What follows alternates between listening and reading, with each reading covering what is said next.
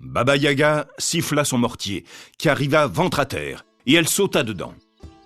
Jouant du pilon et effaçant ses traces avec son balai, elle s'élança à la poursuite de la petite fille à travers la campagne.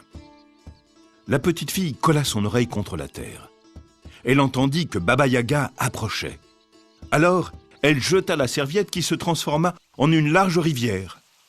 Baba Yaga fut bien obligée de s'arrêter. Elle grinça des dents, roula des yeux jaunes, courut à sa maison, fit sortir ses 3 bœufs de l'étable et les amena près de la rivière. Et les bœufs burent toute l'eau jusqu'à la dernière goutte. Alors, Baba Yaga reprit sa poursuite.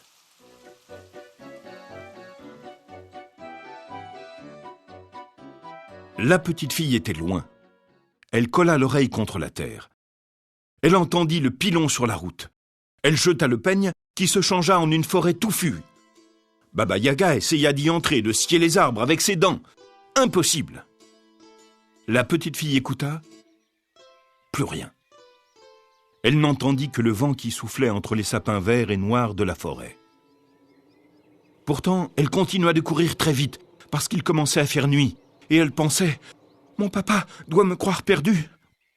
Le vieux paysan de retour du marché avait demandé à sa femme « Où est la petite ?»« Qui le sait ?»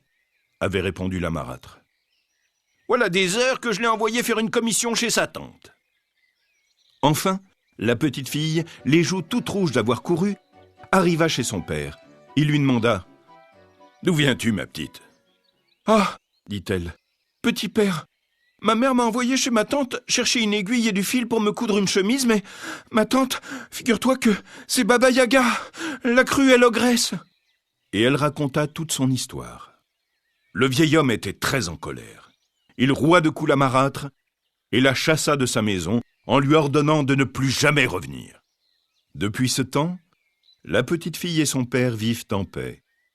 Je suis passé dans leur village. Ils m'ont invité à leur table. Le repas était très bon et tout le monde était content.